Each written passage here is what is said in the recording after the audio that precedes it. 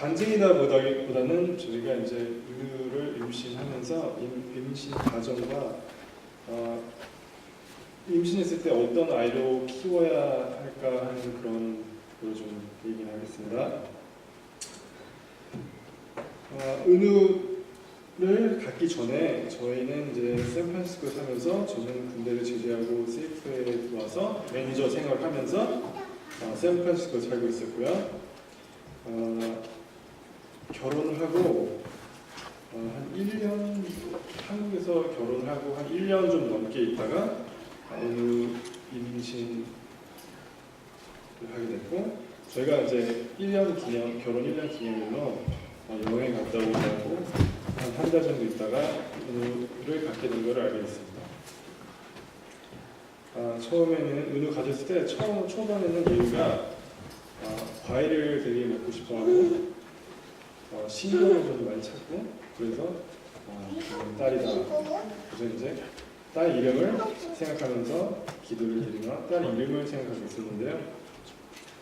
12주 임신 12주 때 남자인 걸 알았어요. 근데 의사도 이건 분명히 남자라고 여자일 가능성은 전혀 없다고. 그래서 남자구나 이렇게 알게 돼서 이제 남자 아이로서 어떻게 키워야 할까 그 생각을 하면서 저희가 주로 했던 거는 은우를 가졌을 때 밤마다 저희가 잠언을 읽어줬어요. 은우에게 읽어주면서 그때 솔로몬이 잠언을 쓰면서 배운 그 내용들과 그런 뜻으로 앞으로 살아가라 그런 의미에서 잠언을 하루는 한글 하루는 영어로 번갈아 읽어주며 또 앞으로 그렇게 지혜롭고 의롭게 자라기를 저희는 원하고 기도를 했습니다. 그러고 나서 이제 은우가 나오기 좀 전부터 은우 전부터 저는 새 직장을 계획해 왔고 기억이 안 나는데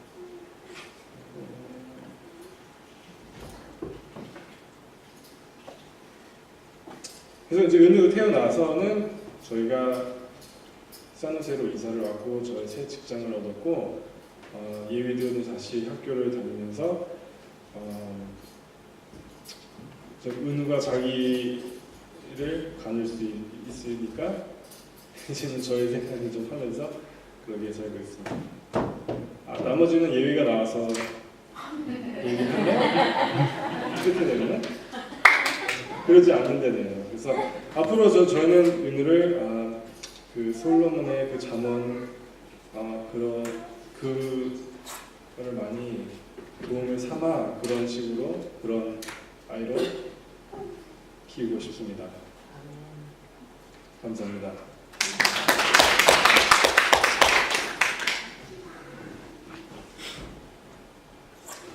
오늘 성탄절을 앞두고 우리 박은호 아기 헌화식을 우리가 잠시 갖도록 하는데요. 헌화식은 영어로 뭐라고 그러냐면 베이비 데디케이션이라고 이렇게 말하죠. 베이비 데디케이션. 이 헌화식은 유아 세례가 아닙니다. 세례가 절대 아닙니다. 헌화는 초점이 부모에게 더 많이 있죠. 부모가 아이를 하나님 앞에 드리는 것입니다. 성경에서도 여러 군데 우리는 아브라함도 그랬지, 침례 요한도 그랬지, 예수님도 그랬지, 또 구약 성경에서 사무엘도 그랬지. 하나님 앞에 부모에 의해서 드려지는 것입니다. 그것이 헌화식입니다. 그것이 근거가 되는 것입니다. 그래서 사무엘상 1장 27절 28절에 보면 이 아이를 위하여 내가 기도하였더니 내가 구하여 기도한 바를 여호와께서 내게 허락하신지라. 그러므로 나도 그를 여호와께 드리되 그의 평생을 여호와께 드리나이다 하고 그가 거기서 여호와 경배하니라. 이런 말씀을 기록하고 있습니다. 아이 사무엘이 그 부모에 의해서 하나님 앞에 드려지는 그 거룩한 순간을 기록하고 있는 것입니다. 따라서 오늘 헌화식은 그 부모가 자기 자녀를 책임있게 양육하여 하나님 앞에 드림으로 하나님의 자녀로 키우겠다는 것을 언약하는, 약속하는 의식이라고 할 수가 있습니다. 그리고 자녀를 적당히 훈련시키고 발전시키도록 부모를 격려하고 도와주는 일은 교회가 해야 될 일이고 교회가 특권이죠. 그러므로 부모와 자녀를 위하여 교회가 연합하여 헌화식을 하는 것은 당연한 일인 것입니다. 그 얘기가 바로 예수님께서 어린아이 때 부모에 의해서 바친 일입니다. 이 헌화식에 첫째로 우리는 이 아이를 창조하시고 출생하게 하신 하나님께 감사를 드립니다. 두 번째로는 우리는 하나님의 은혜에 의지하고 가정과 교회와 함께 일하면서 그 자녀를 위하여 교육하고 훈련하고 구원의 체험과 주 안에서의 성장을 지도하도록 노력할 것을 부모와 교회가 엄숙히 약속하는 것입니다. 그 다음에 또 한 가지는 우리는 주 예수 그리스도께서 어린아이들을 안으시고 축복하시는 사실을 기억하면서 주의 성령의 임재하심 안에서 하나님의 축복이 이 아이에게 임하도록 우리 모두가 함께 기도하는 것입니다. 신명기 6장 4절에 7절 보면 이런 말씀이 있습니다. 이스라엘아 들으라, 우리 하나님 여호와는 오직 유일한 여호와이시니 너는 마음을 다하고 뜻을 다하고 힘을 다하여 내 하나님 여호와를 사랑하라. 오늘 내가 네게 명하신 이 말씀을 너는 마음에 새기고 네 자녀에게 부지런히 가르치며 집에 앉았을 때든지 길을 갈 때든지 누워있을 때든지 일어날 때든지 말씀을 강론하라. 이런 말씀을 기록하고 있습니다. 이제 은호 부모님들은 은호와 함께 앞으로 나와 서시기 바랍니다.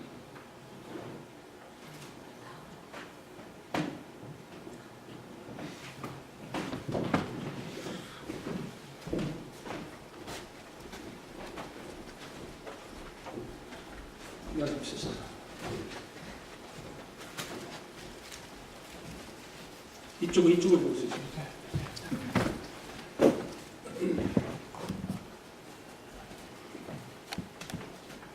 오늘 우리는 박성혁 형제 부부가 하나님 앞과 교우들 앞에서 자기 아들 박은우를 하나님 앞에 바치는 것을 인정하고 헌화식을 합니다. 이 시간 서약을 합니다. 예, 언약한 약속합니다라고 크게 대답하시기 바랍니다.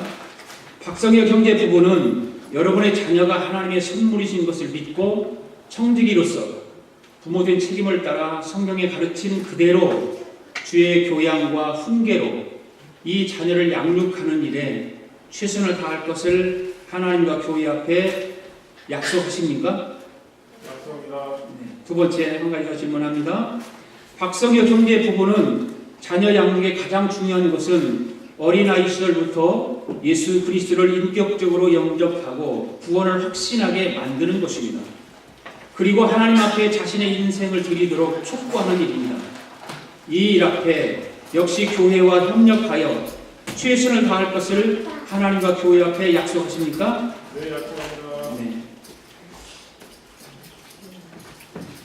성도들에게 묻습니다. 교회 회원으로 여러분들은 앞으로 적당한 때가 되면 이 아이가 그리스도를 구세주로 신뢰하고 또 침례와 교회 회원 자격을 위하여 신앙 고백을 하기까지 인도하도록 모두가 협력하시겠습니까? 협력하시면 자리에서 일어나십시오. 네.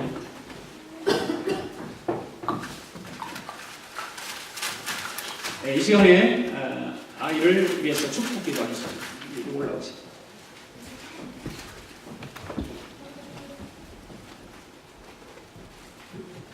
안 오르려면 이렇게 안고 갑시다. 이쪽으로 있습니다.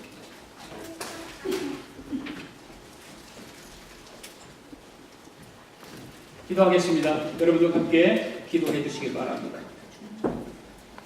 하나님 아버지, 오늘 이 귀한 박은우 아기가 주님 앞에 드려지는 순간입니다.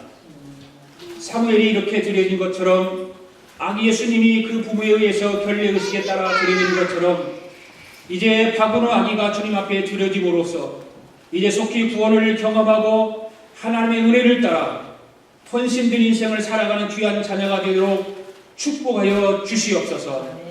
이 아기를 주의 자녀로 인쳐 주시옵소서. 성령으로 기름 부어 주시옵소서. 귀하고 아름답게 자라나 세상에 빛되고 소금진 존재가 되며 하나님 나라의 보배로운 존재가 되도록 축복하여 주시옵소서. 우리 주 예수 그리스도의 존귀하신 이름으로 축복하며 기도합니다. 아멘.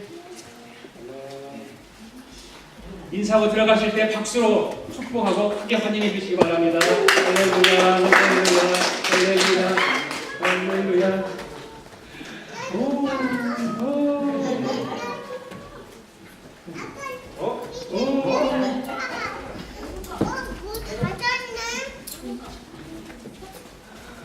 앉으십시오.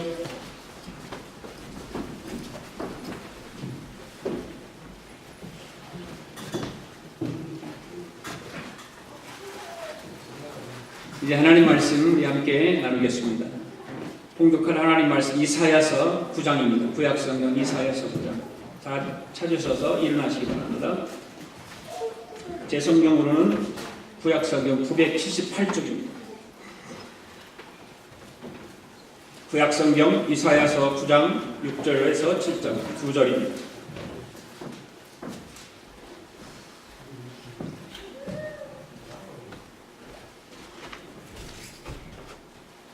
같이 읽습니다. 시작. 이는 하나기가 우리에게 낳고 하나들을 우리에게 주신 바 되었는데 그의 어깨는 정사를 메었고 그의 이름은 기묘자라 모사라 전능하신 하나님이라 영존하시는 아버지라 평강의 왕이라 할 것입니다. 그 정사와 평강에 더함이 부부하며 또 다윗의 왕자와 그의 나라에 군림하여 그 나라를 굳게 세우고 지금 이후로 영원히 정의와 공의로 그것을 보존하실 것이라. 만군의 여호와의 열심히 이를 이루시리라. 아멘. 성경을 높이 들고 또 함께 앞에 보시고 우리 함께 고백하기 바랍니다. 시작. 나는 성경에 읽던 말씀이 하나님의 말씀인 것을 믿습니다. 나는 하나님 말씀이 살아있는 말씀으로 믿습니다. 나는 하나님 말씀이 조금도 오리가 없음을 믿습니다.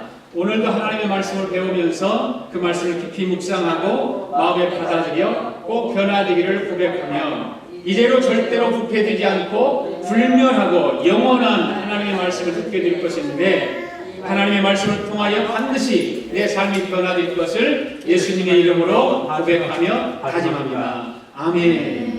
앉으시면서 메리 크리스마스, 주의 사랑으로 사랑합니다 인사하시기 바랍니다.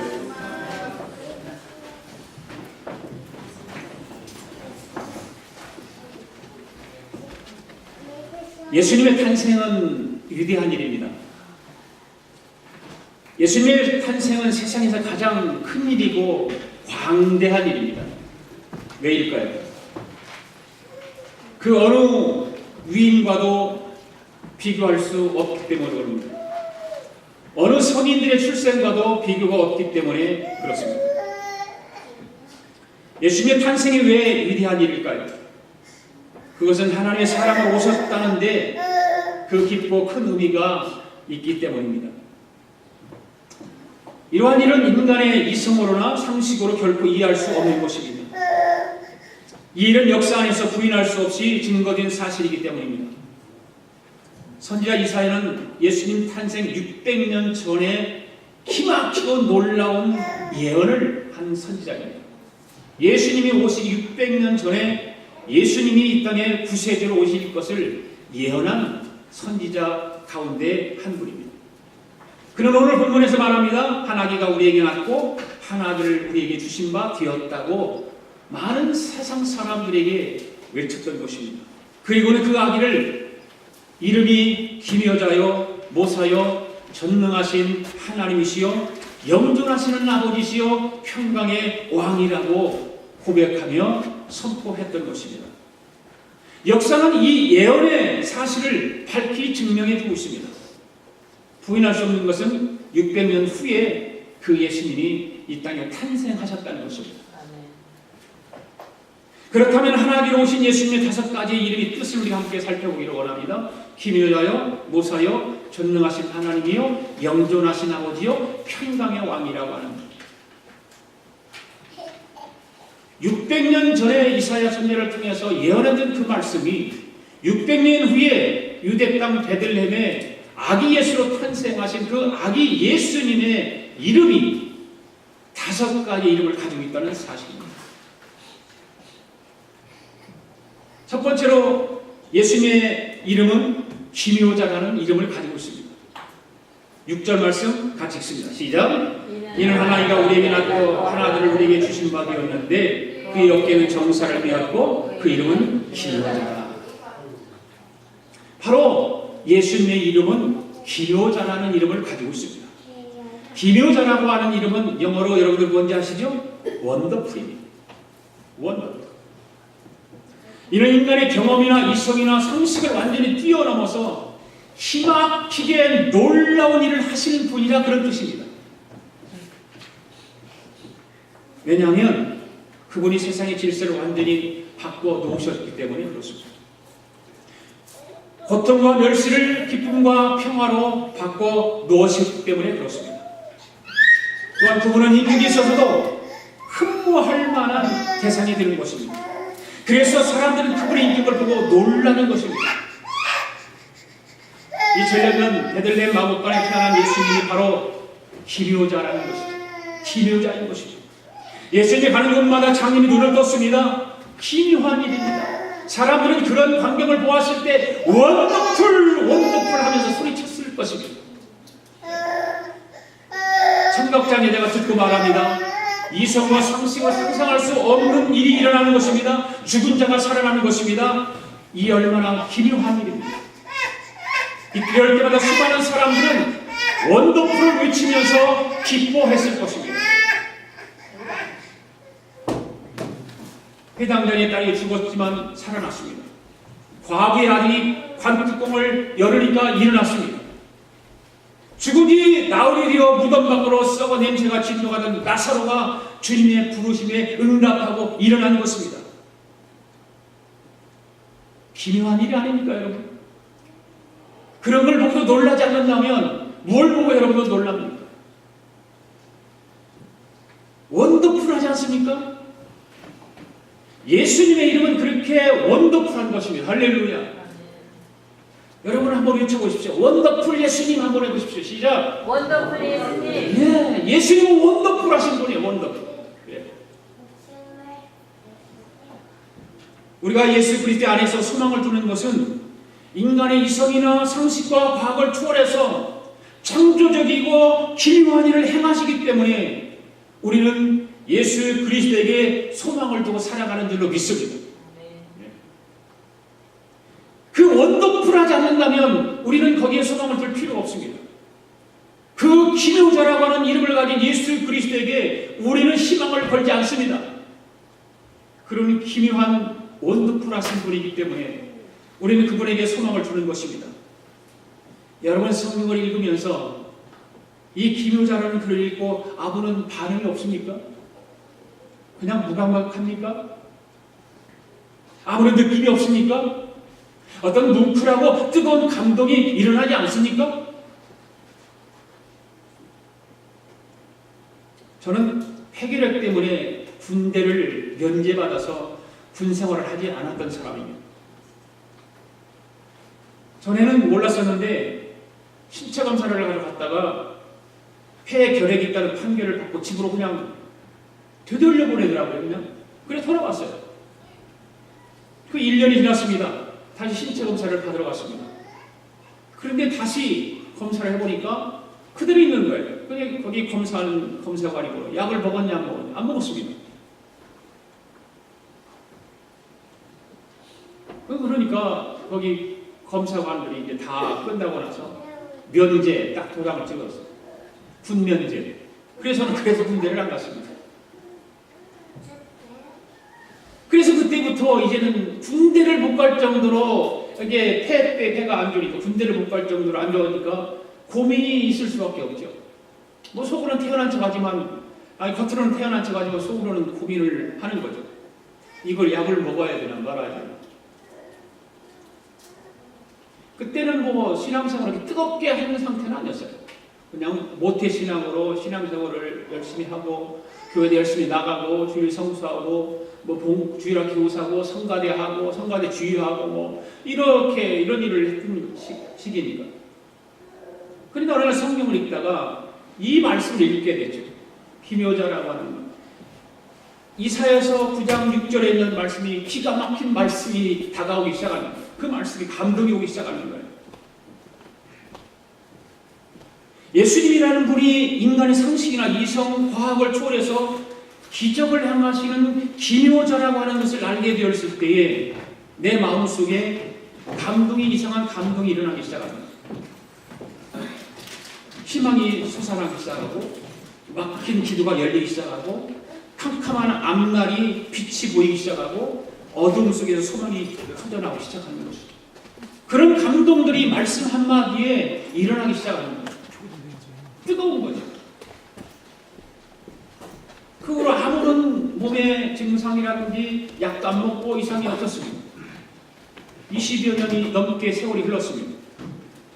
그러다 미국에 와서 영주권을 받기 위하여 건강 진단을 했더니 폐가 아픈 자국이 그대로 있는 거예요.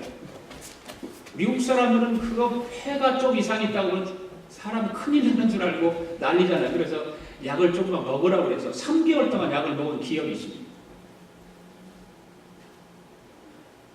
아무 이상이 없었습니다. 우리 집사람이 결혼해서 폐병 환자하고 결혼했다고 자기도 폐병 환자 폐가 안 부는 것 같다고 맨날 그러더라고요. 그래서 가까이 하려고도 안 하고 뽀뽀도 안 하려고 그러고 폐병 환자니까. 하나님 말씀이 있다 보면 그런 감동이 있을 때가 여러분 있을 것입니다. 어떤 말씀 한마디가 나에게 막 전류가 흐를 정도로 감동이 쫙 올 때가 있을 것입니다. 바로 하나님으로 이 땅에 오신 예수 그리스도는 그저 우리에게 원더풀이라고 외칠 수밖에 없는 큰 존재가 되기 때문에 그런 것이죠. 그런 감동이 왜 있어요? 책 읽다가 그런 감동은 없어요. 그냥 책 읽다가. 그런데 하나님 말씀을 읽다가 성경을 읽다가는 그런 감동이 있는 것이죠. 왜 그러냐면 그분이 세상의 질서를 완전히 바꿔놓으셨기 때문에 그런 것입니다. 고통과 멸시를 기쁨과 평화로 바꿔놓으셨기 때문에 그렇습니다. 또한 그분의 인격이 있어서도 흠모의 대상이 된다는 사실이에요. 그래서 사람들은 그분의 인격을 보고 놀라는 것입니다. 겉으로는 예수를 비방하고 교회를 핍박하고 예수님이 없다라고 하는 사람도 있지만 그들의 진실 속에는 그것이 잠재 있는 것. 또한 그분은 능력이 있어서도 놀라운 만한 기적을 일으키시는 분입니다. 사람의 인격을 변화시키는 바로 그분이 예수 그리스도이십니다. 할렐루야. 예. 귀신 들린 자를 고치시고 보리떡 5개와 물고기 2마리로 수천 명의 사람들을 배불리 먹이시는 능력 있는 기적을 일으키시는 기묘한 주님이 바로 예수 그리스도이시라는 거죠.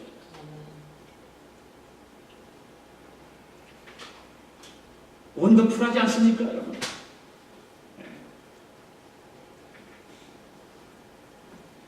사랑하는 성도 여러분, 여러분의 가정과 여러분의 삶 속에서도 주님이 나타나시면 기묘한 일들이 일어나는 줄로 믿습니다. 원더풀하는 일들이 일어나는 것입니다. 두 번째로는 예수님의 이름은 모사라는 이름을 가지고 있습니다. 모사. 6절 말씀에 있습니다. 시작. 이는 하나님과 우리에게 낳고 한 아들을 우리에게 주신 바 되었는데 그의 어깨는 정사람이었고 그의 이름은 기묘자라 모사라. 모사라는 말도 무슨 말인지 알죠? 카운슬러. 상담자라는 뜻을 가지고 있죠. 예수님은 세상의 어떤 사람의 마음도 오픈하게 해주시는 것입니다. 그의 마음의 고통과 슬픔을 완벽하게 치유해 주시는 것입니다. 예수님 상담은 바로 끝없는 사랑과 정죄 없는 용서에 있다는 것입니다. 상담자로서의 놀라운 일을 행하시는 예수님이십니다. 예수님은 말씀을 통해서 마음의 고민을 풀어주시고 격려와 희망을 주시고 힘과 용기를 불어넣어 주시는 것입니다. 바로 예수님이십니다. 그리고 풍성한 지혜를 우리에게 주시는 분이십니다. 방황할 때는 방향을 잡아주십니다. 일을 할 때 의미를 부여해 주시기도 합니다. 예수님은 가장 적절한 시기에 가장 베스트의 방법으로 우리를 인도해 주시는 분이십니다. 우리가 어려움에 봉착하고 문제를 해결할 수 없을 때 우리 앞길을 예수님으로부터 조언받습니다. 인도받습니다. 그래서 예수님은 가장 위대한 카운슬러입니다. 가장 위대한 모사이십니다. 여러분 마태복음 5장에 보면 예수님께서 팔복의 말씀을 우리에게 하셨죠. 팔복. 이 팔복의 말씀은 우리 마음속에 행복을 가지고 살 수 있는 길을 예수님께서 카운셀을 해주신 거예요. 그게 바로 카운셀이에요. 여러분 팔복의 말씀을 다시 한번 집에 가서 성경을 읽어보십시오. 예수님의 카운셀러, 기가 막힌 카운셀러. 오늘날 이 땅에 태어난 위인들 중에 누구도 이와 같은 위대한 카운셀러를 해본 적이 없습니다. 여러분 기억나는 그런 일들이 있습니까? 예수님 외에 여러분의 앞길을 카운셀을 해준 분이 있습니까? 오직 주님께서 자세하게 정확하게 가르쳐 주십니다. 그래서 마태복음 7장 12절 말씀은 이렇게 말하고 있죠. 같이 읽어볼까요? 시작. 그러므로 무엇이든지 남에게 대접을 받고자 하는 대로 너희도 남을 대접하라. 이것이 율법이요 선지자니라. 여러분 이거를 이 성경 구절을 뭐라고 말하죠? 뭐라고 말하는지 기억하세요, 여러분들? 황금률이라고 해요. 황금률. 이 말씀 한번 마태복음 7장 12절 말씀을 황금률이라 그렇게 말합니다. 예수님은 황금의 계율로서 인생을 성공적으로 사는 것을 알려주시는 거예요. 그것은 뭡니까? 남에게 대접을 받고자 하는 대로 남을 먼저 대접하라는 거예요. 복받고 사는 길에 대해서 마태복음 6장 33절 44절 말씀인데 읽어볼까요? 시작. 너희는 먼저 그 나라와 그 일을 구하라. 그리하면 이 모든 것을 너희에게 더하시리라. 그러므로 내일 일을 위하여 염려하지 말라. 내일 일은 내일 염려할 것이요 한 날 비로면 그날에 족하리라. 먼저 할 것은 먼저 하고 나중 할 것은 나중에 해야 위대한 삶을 살아갈 수 있다 그 말입니다. 먼저 할 일은 그 나라와 그 일을 구하는 것이죠. 여러분들은 어떤 것을 먼저 하고 살아가고 있습니까? 지금 여러분의 인생을 살아가면서 무엇을 먼저 하고 살아가고 있습니까?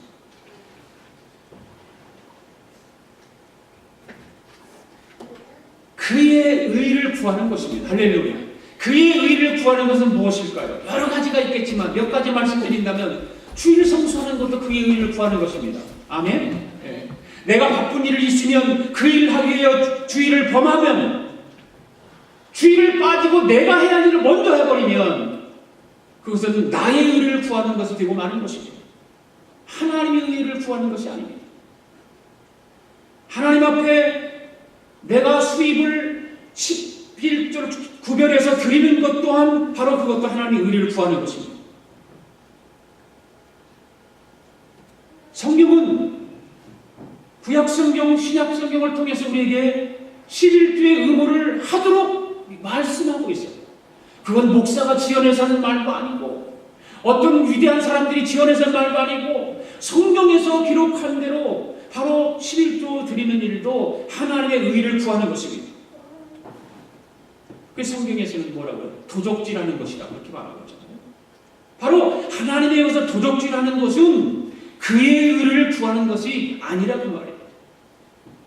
그리고 말씀을 듣고 기도하고 그리고 예수 그리스도를 열심히 전도하면서 사는 것, 이러한 것들이 바로 하나님의 의를 구하는 것이 되는 것입니다. 아멘.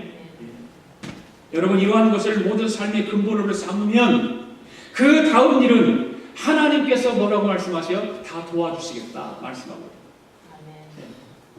우리가 미국에 와서 삽니다. 여러분 왜 미국에 와서 삽니까? 왜 우리 조국을 뒤로 하고 왜 미국에 와서 삽니까? 좀 잘 살아보려고 미국에 오지 않았어요? 그렇잖아요. 모든 사람이 좀 잘 살아보려고 미국에 왔어요. 우리 조국은 가난하니까 또 우리 조국에 사는 건 힘들고 그러니까 미국에 와서 좀 열심히 일하고 잘 살아보려고 미국에 왔습니다. 그러면 왜 미국이 잘 살게 되었는지 배워야 되지 않겠습니까? 왜 미국이 잘 살게 되었는가? 미국에 살려면 미국이 왜 잘 살게 되었는가? 그 잘 사는 근본을 배워야 되죠. 그것은 우리가 잘 아는 대로 300년 전에 미국에 정착한 청교도들에게서 배우는 거예요. 그 나라의 의를 먼저 구한 사람들. 대륙을 발견하기 위해서 무작정 떠났던 그 사람들이 대륙을 발견하고 먼저 하나님의 의를 구했다는 사실이에요. 자기의 의를 구한 사람들이 아니라 자기의 의는 뒤룩전으로 해놓고 먼저 하나님의 의를 구했던 사람들. 오늘날은 미국이 많이 세속화되었지만 근본적으로 그의 나라와 그 일을 먼저 구하는 정신은 이 미국 땅에 미국 국민들 가운데 면면이 흐르고 있다는 사실이죠. 그래서 하나님은 이 모든 것을 더하여 주시고 계시는 것입니다.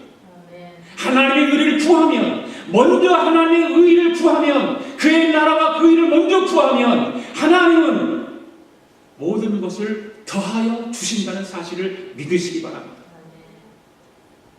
우리도 이 땅에 살면서 이민자로 살아가면서 그 나라와 그 일을 먼저 구하면 어떤 한파가 오더라도 걱정하지 않고 살 수 있도록 주님이 우리를 도와주실 줄로 믿습니다.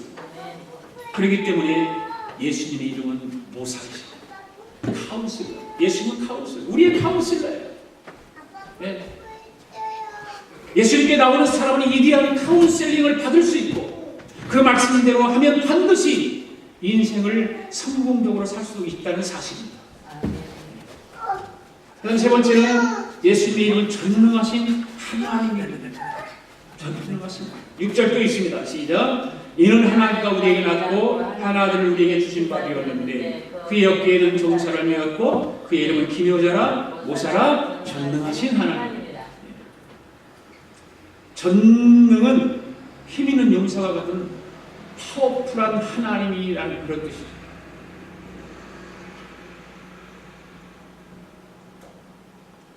영어를 찾아보니까 이 전능이라는 단어를 찾아보니까 omnipotence라고 하는 그런 단어가 있고요. 또 하나는 mighty라고 하는 단어가 있더라고요. mighty, 그죠? 노래가 있잖아요. 아까 기묘라 모사라 전능의 주가 mighty가 그렇게 돼 있어요. 그러면 omnipotence라고 하는 단어는 행하지 않는 일이 없다 그런 뜻을 가지고 있고요. 이 마이티라고 하는 단어를 보니까 강력한, 힘센, 대단한, 거대한, 전지전능한 그런 뜻을 가지고 있더라고요. 그냥 거의 비슷해요. 네.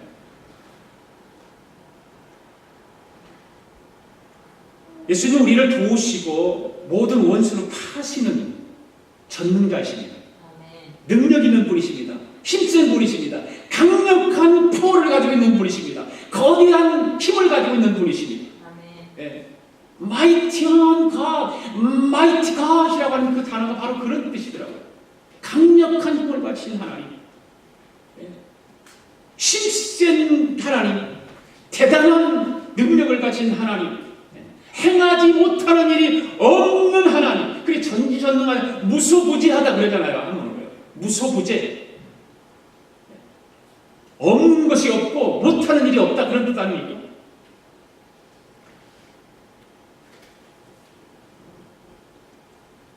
우리가 전능하신 하나님을 의지할 때 그래서 두려워하지 않는 것입니다. 두려움이 사라지는 것입니다. 우리가 그 전능하신 하나님을 의지하게 되면 우리가 모든 인생의 삶에서 승리의 확신을 가지고 살 수밖에 없는 것입니다. 전능하신 하나님을 의지하지 않고 나를 의지하고 세상을 의지하고 보이는 것 의지하고 손에 잡히는 것 의지할 때 실패하고 좌절하고 낙심하게 되는 거지, 정말 전능하신 하나님을 의지하게 된다면 승리의 확신을 가질 수밖에 없는 거예요. 예수님은 하나님 안에서 나왔죠. 하나님 안에서 나왔어. 그래서 하나님의 아들이라 그런 말을 해요. 그렇지만 하나님과 동등된 하나님이시다 그런 뜻을 가지고 있어요. 하나님과 동등한 하나님이다. 그가 육신을 입고 이 세상에 오셨으니까 전능한 하나님이 인간의 몸을 입고 이 땅에 오신 것입니다. 아멘.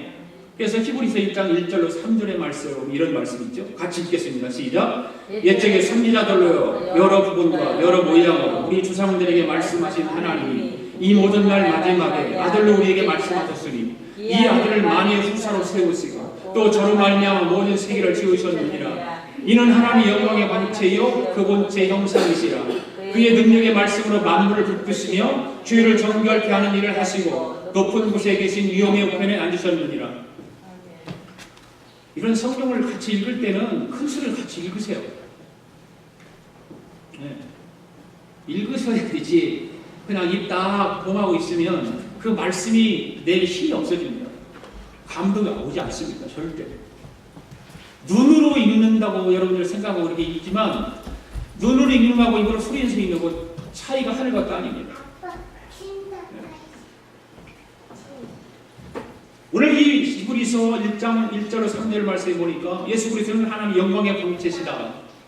그 본체 형상이다. 하나님과 동등하다. 이런 말씀을 하고 있죠. 이런 예수님께서 이 땅에 인간을 구원하기 위해서 육신을 입고 오신 것입니다. 아멘. 전능자로 오셨다 그 말입니다. 그래서 예수님은 전능하신 하나님입니다. 전능하신 할렐루야. 그 다음에 세 번째는 예수님은 영존하시는 아버지라. 네 번째는 영존하시는 아버지다.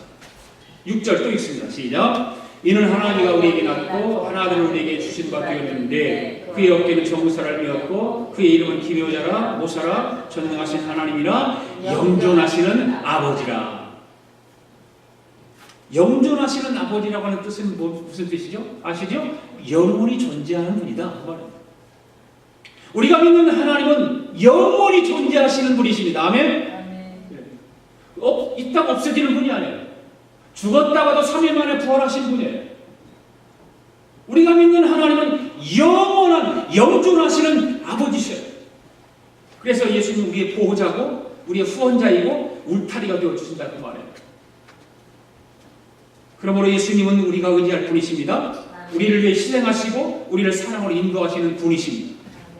그분은 하나님으로서 우리의 모든 짐을 기쁨으로 대신 감당하고 십자가를 지신 분이에요. 우리의 죄악을 짊어지시고 십자가를 지신 분이에요. 왜? 영존하신 아버지시기 때문에. 우리의 영원한 보호자시고 후원자고 우리의 울타리가 되어주시고 우리를 용서해 주시는 그분이기 때문에. 아버지라는 뜻은 우리들의 생명의 근원을 뜻하는 말이에요. 아버지라는. 예수님께서 십자가의 고난을 통해서 우리를 낳으셨기 때문에 예수님은 우리의 영원한 원천인 아버지가 된다고 말입니다. 하나님 아버지. 우리가 날마다 기도할 때 하나님 아버지 소리를 엄청나게 많이 합니다. 어떤 사람은 기도할 때 하나님 아버지 이거 얘기하고 하나님 아버지 이거 얘기하고 하나님 아버지 기도할 때마다 하나님 아버지 찾는 사람이 있어요. 누가 그러냐? 우리 집사람이 그래요. 그냥 하나님 아버지를 계속해서 이야기하는 거예요. 그 기도를 그걸 좀 고쳐야 돼요. 너무 많이 기도 내용 속에 너무 아버지 하나님 많이 들어간다든가 하나님 아버지가 많이 들어가면 좀 고쳐야 돼요. 그러면.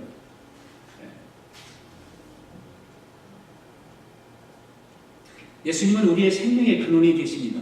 우리의 영적인 아버지십니다. 그는 영존하신 하나님이십니다. 세상에서 아버지는 죽어도 영의 아버지 되시는 예수님은 영원히 살아계십니다. 할렐루야. 그래서 우리는 그분을 믿는 거예요. 그분을 그래서 구세주로 믿는 거예요. 그분이 우리를 구세주가 되시고 신랑이 되어주시고 때로는 형님이 되어주시고 그러므로 세세토록 우리에게 살아계셔서 우리들과 함께 계시고 우리의 목자가 되어주시는 분이십니다. 마지막 다섯 번째는 예수님은 평강의 왕이시다. 6절 또 있습니다. 시작. 이는 하나님과 우리에게 낳고 하나님을 우리에게 주신 바 되었는데 그의 어깨는 정사를 메었고 그의 이름은 기묘자라 모사라 전능하신 하나님이라 영존하신 아버지라 평강의 왕이라 할 것입니다. 평강의 왕이라 예수님. 예수님이 이렇게 다섯 가지 이름을 가지고 있어요. 기묘자라 모사라 전능하신 하나님이라 영존하신 아버지라 평강의 왕이라. 여러분들 어디 가서 누가 이렇게 물어보면 이런 걸 대답할 줄 알아요. 예수님의 이름이 뜻을 몇 가지로 가지고 있습니까? 예수님의 이름을 다른 이름으로 하면 몇 가지가 있습니까? 이미 예수님이 탄생하기 600년 전에 이사야 선지자가 이 기막힌 이름들을 다 고백하게 하는 거예요. 예수 그리스도가 이 땅에 너희들이 기다리고 있는 메시아가 어떤 사람인가를 그렇게 자세하게 기가 막힌 이름을 외쳐가면서 불렀음에도 불구하고 예수 그리스도를 배척한 사람들이 얼마나 많냐.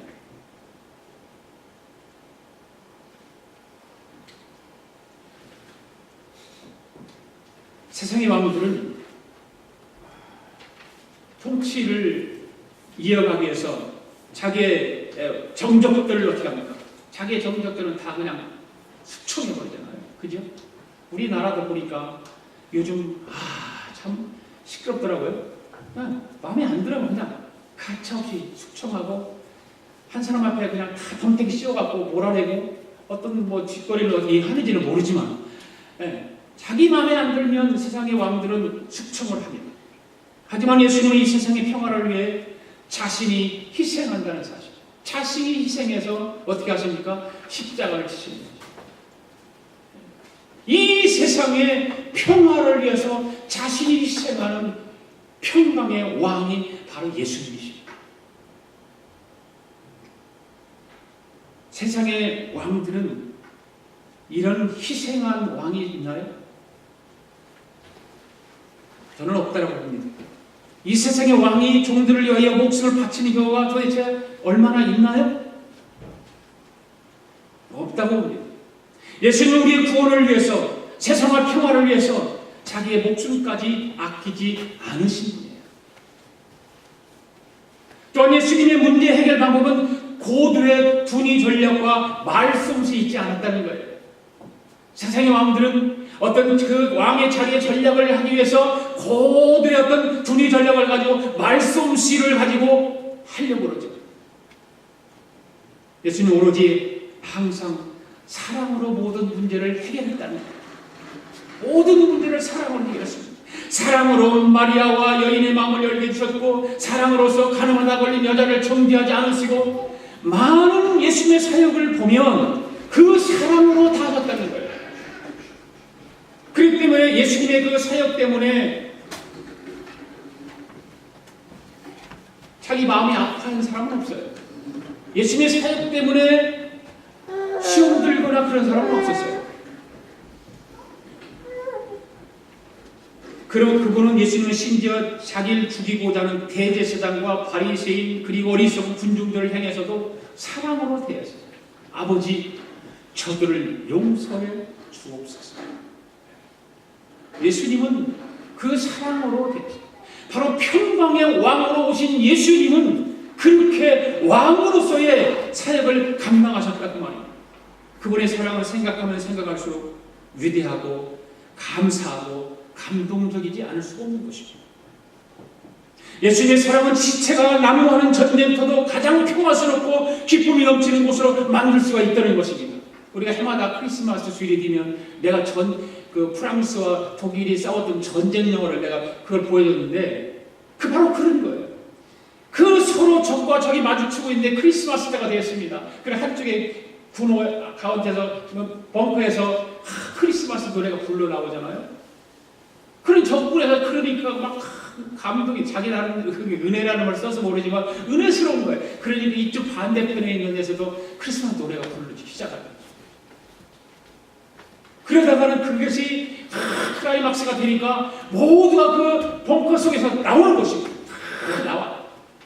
나와서 가까이 서로 가까이 다 모아서 하나가 되어서 거기서 샴페인을 터뜨리고 거기서 또 크리스마스 노래를 부르고 예수님을 찬양합니다. 이런 모습을 볼 때 예수님은 평강의 왕으로 오셨다는 거예요. 전쟁터를 평화로 만들어 주시고 미움을 사랑으로 만들어 주시고 적과 관계를 동지의 관계로 만들어 주시고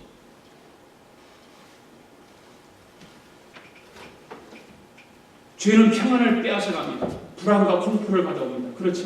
죄라고 하는 것은 그래요. 아담과 하와가 하나님을 거역하고 선악과를 따먹고 제일 처음 느낀 것이 무엇입니까? 벌거벗은 것을 느끼는 거예요. 부끄러움을 느낍니다. 죄가 내 안에 들어오면 부끄러움을 느낍니다. 영광이 떠나가자 그들은 벌거벗은 수치와 곤욕을 느낍니다. 하나님을 만날까 도망칩니다. 그는 나머지에 숨어 무화과나무 잎으로 몸을 가렸습니다. 그러나 햇빛 때문에 아무 소용이 없게 되어버립니다. 아무런 수치를 가려오려고 해도 가릴 수가 없습니다. 이렇게 죄는 우리의 양심을 벌거벗게 만드는 것입니다. 죄를 짓고 난 다음에 얼굴을 들고 다니지 못합니다. 아담과 하와가 벌거벗어 도망친 것처럼 오늘날 예수 그리스도의 보혈로 씻지 않은 사람들은 하나님 앞에 서지 못하고 스스로 도망친다는 사실이에요. 예수 그리스도의 보혈의 피로 씻음 받아야만이 온전한 그리스도인이 되는 것입니다. 인간이 자기의 의로운 행위인 무화과 나무 잎으로 자신의 수치를 가릴 수 없는 거죠. 그러나 그렇기 때문에 죄는 우리를 벌거벗기고 불안과 공포를 가져오게 만드는 것입니다. 죄라고 하는 것은 그런 것입니다.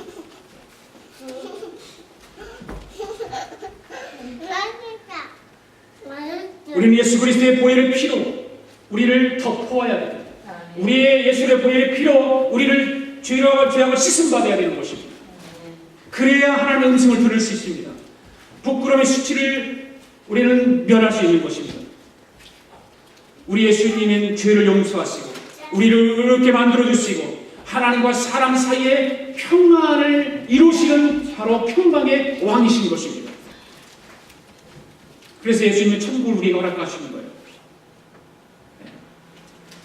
우리는 해민과 나그네와 같이 이 땅에 살지만 저 하늘나라의 저기 저 편에 영원히 사는 그 처소가 우리에게 있다는 사실입니다. 그곳에는 눈물과 근심과 탄식과 이별이 없는 곳, 어디 고걸하는 곳이 아닌 주를 믿는 자들이 함께 모여서 주님을 찬양하는 그 자리, 바로 예수 그리스도를 믿는 그 믿음을 통해서 이루는 그 자리, 천국의 자리, 우리에게는 보장이 되는 것입니다. 여러분, 예수님은 우리의 기묘자가 되십니다. 아멘. 예수님은 우리의 모사이십니다.